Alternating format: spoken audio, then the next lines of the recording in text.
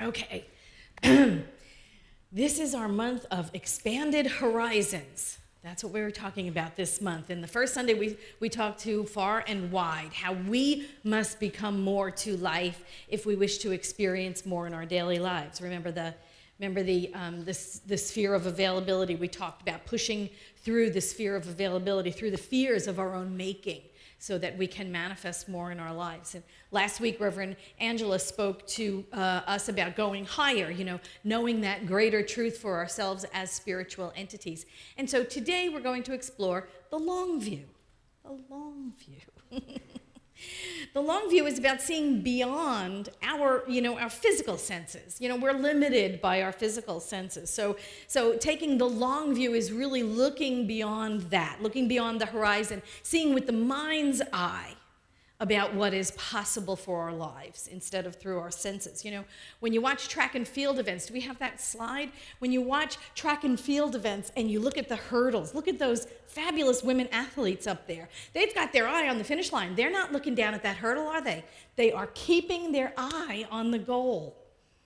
None of them are looking at the obstacle. They're all looking at the goal. Joseph Kosman said this. He said, obstacles are what you see when you take your eyes off of your goal.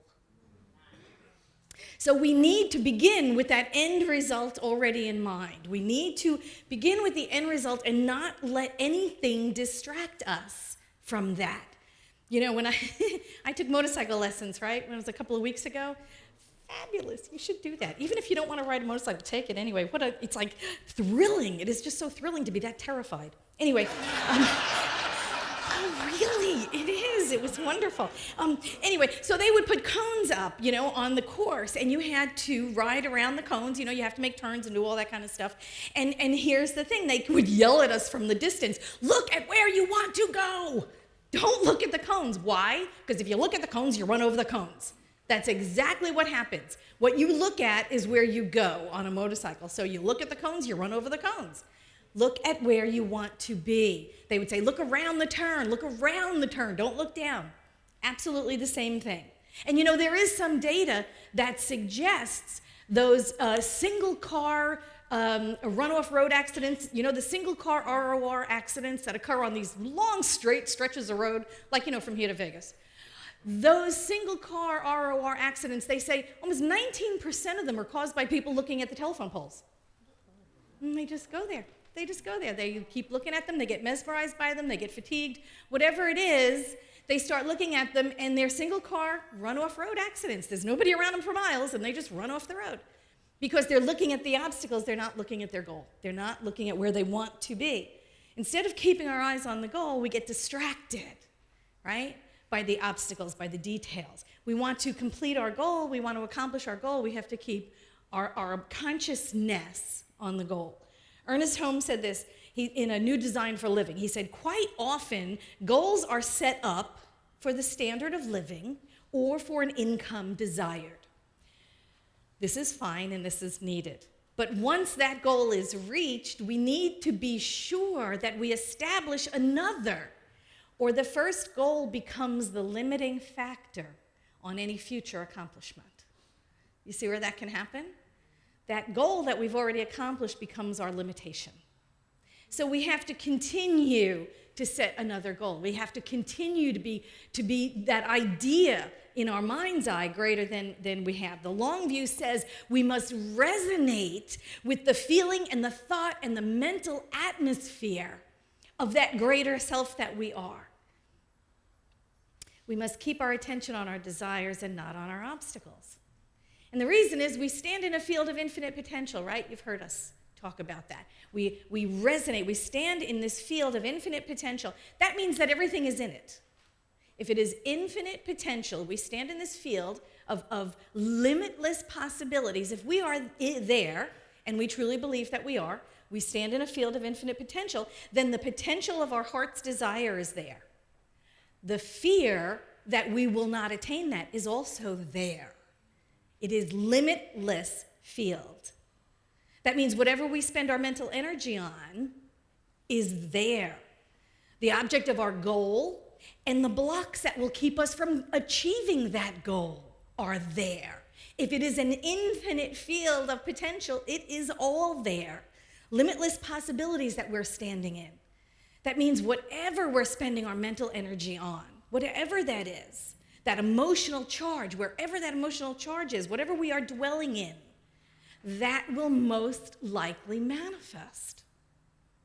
Ernest Holmes said this. He said, every human being thrills at the thought of having dreams come true. Don't we? It's true, right?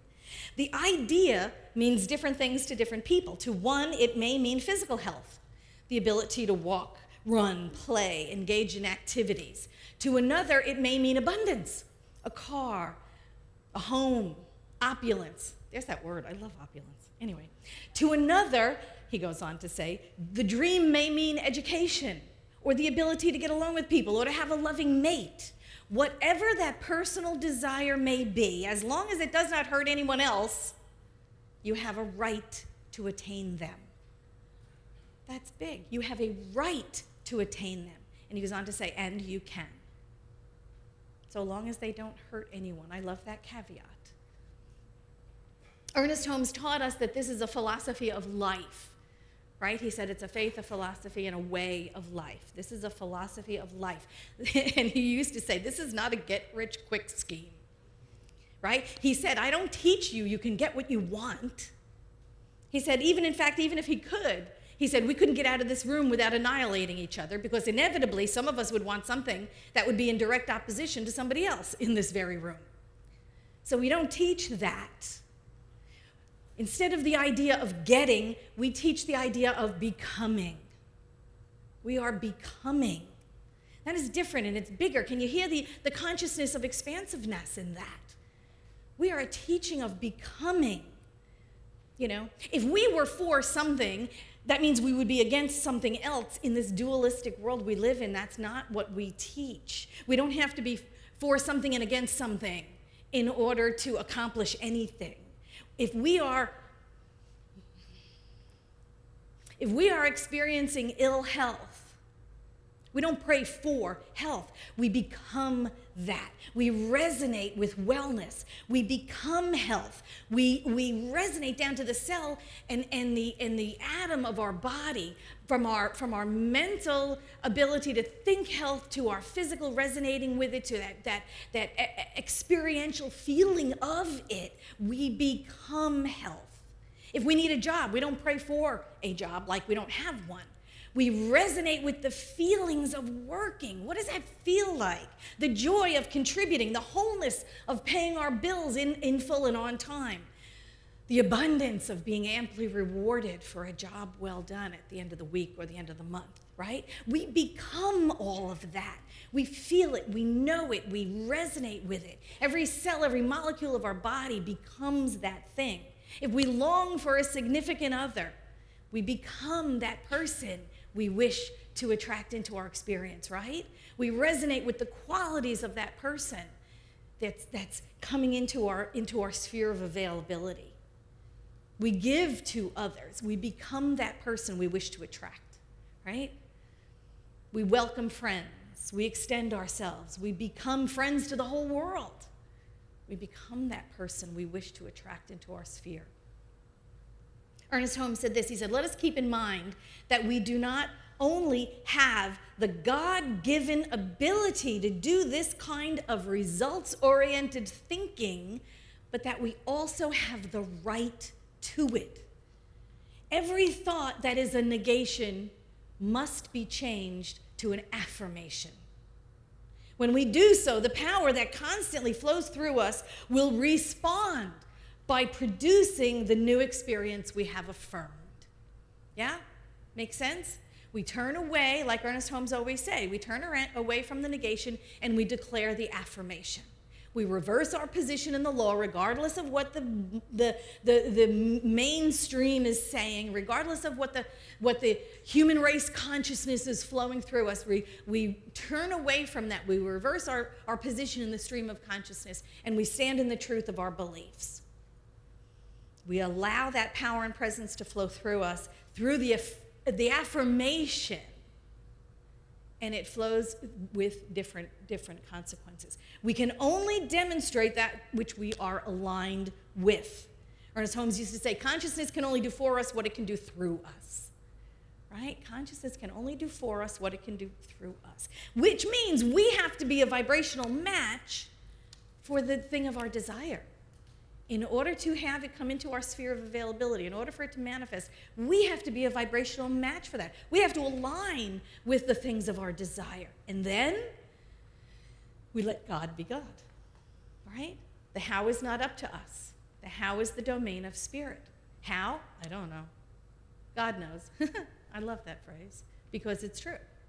God knows. I don't know. The how? Not our problem. Not our challenge. The how is the domain of spirit.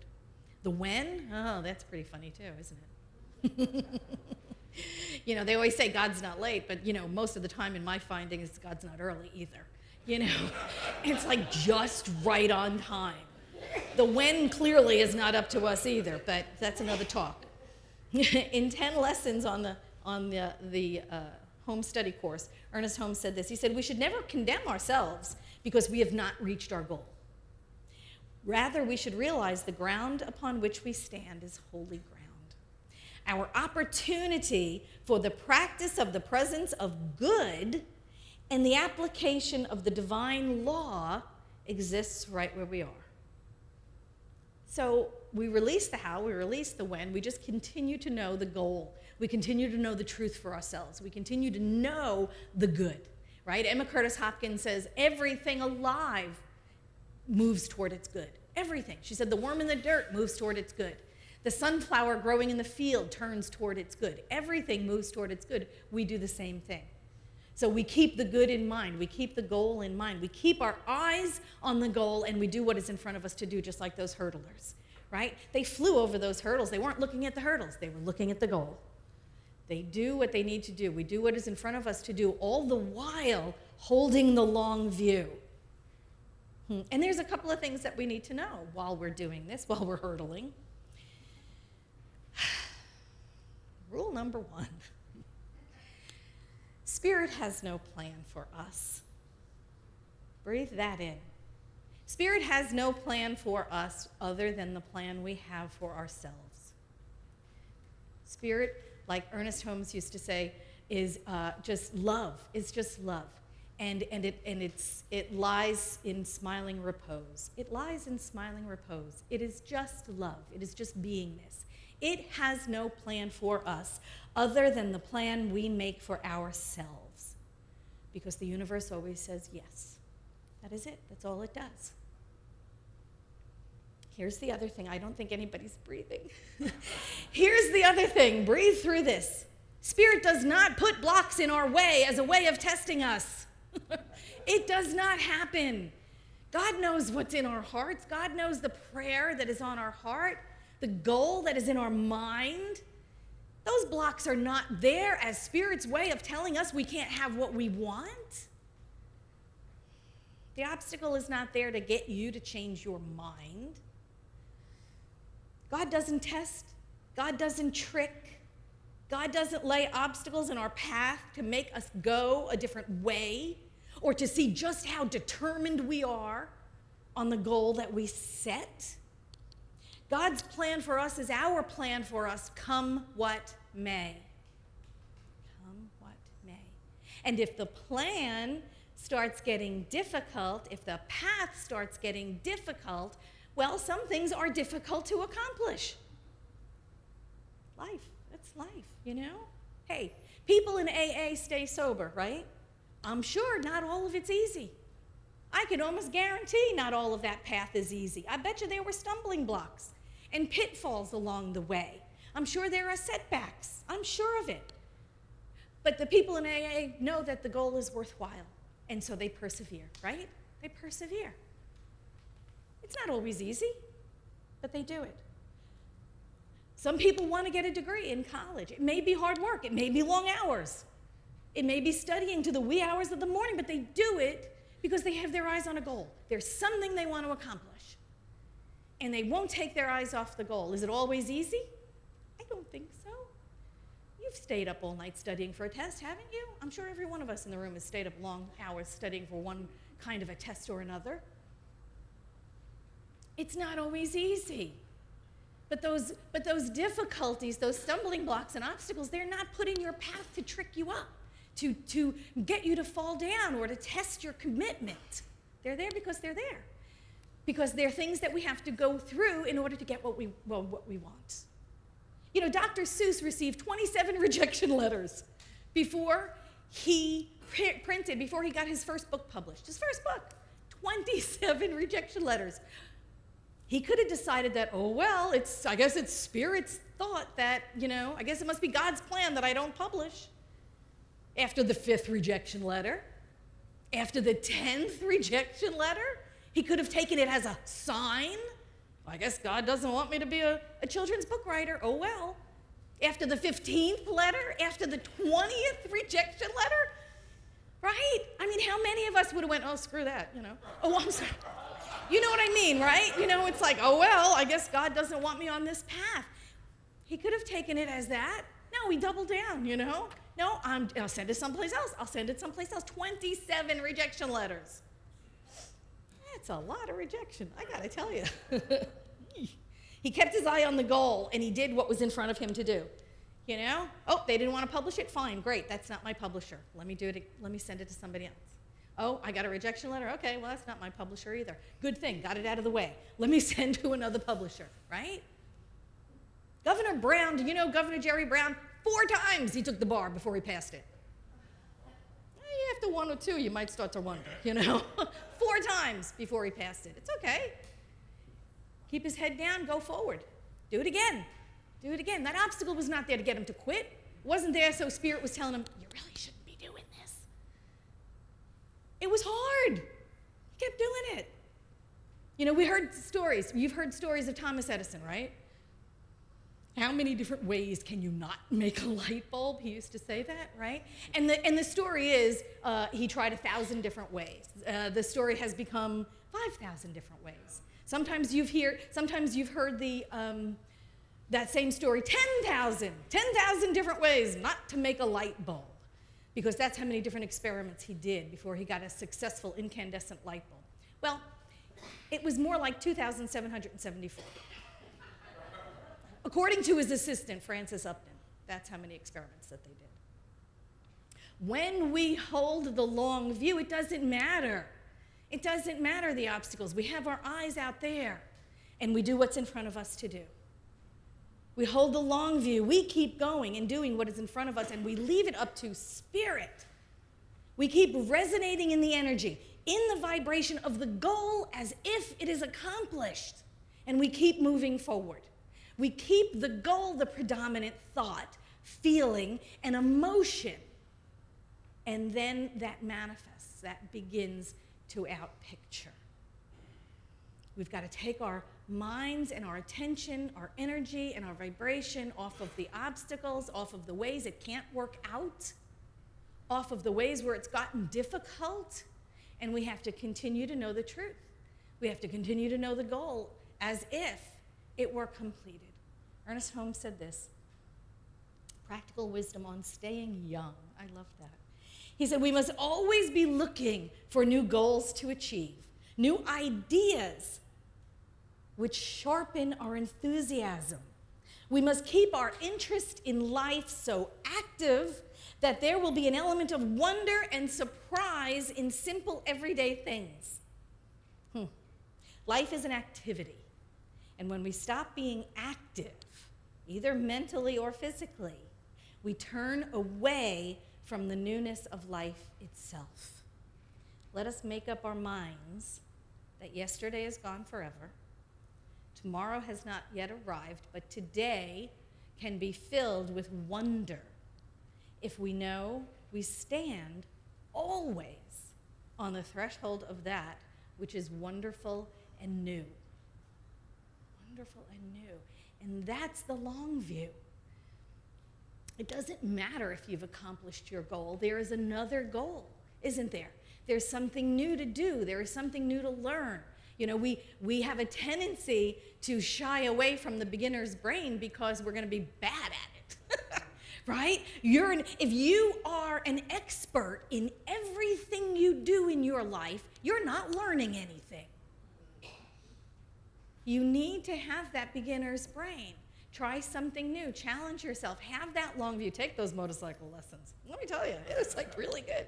I hadn't ridden a motorcycle in 40 years, and oh my gosh, it was wonderful to get back on a motorcycle.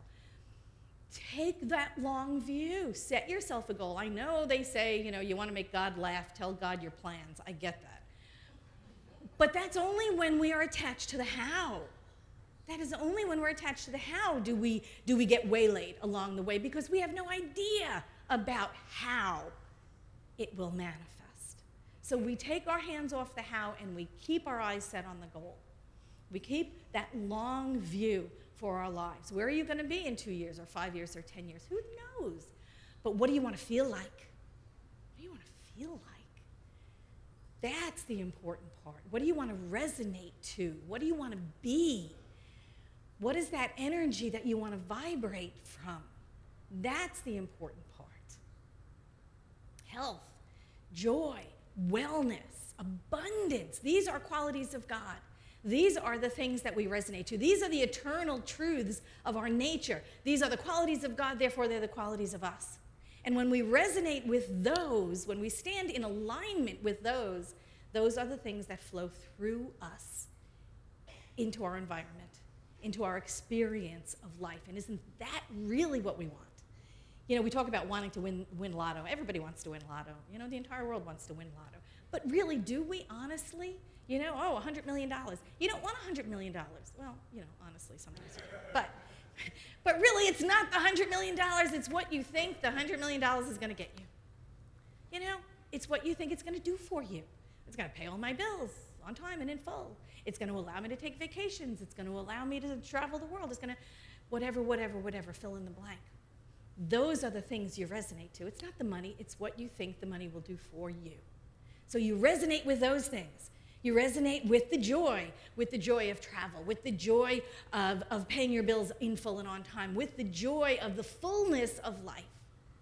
It's not the money. It's the energy that you're desiring. So be that energy now. Nothing is keeping us from being that energy here and now. Nothing is keeping us from feeling and resonating wholeness. Nothing is keeping us from feeling and resonating abundance. Nothing is keeping us except our own thoughts of lack and limitation that is keeping us from resonating unity or power or peace of mind. Nothing keeps us from resonating with any of those qualities of God but our own limited thinking. So this long view is the ability for us to feel that now. Feel it now, regardless, like I love Billy in your prayer, it was so perfect, regardless of the number of your bank account. You can feel that abundance. You can resonate with the truth, with the quality of God known as abundance. And you turn away from that. That's a temporary condition. It changes moment by moment, doesn't it? So that's the long view, and that's what I am inviting you to look at this week. To keep your eyes on the goal. What is that goal? Where are you going? What are you seeing? What is it you're knowing is true for yourself?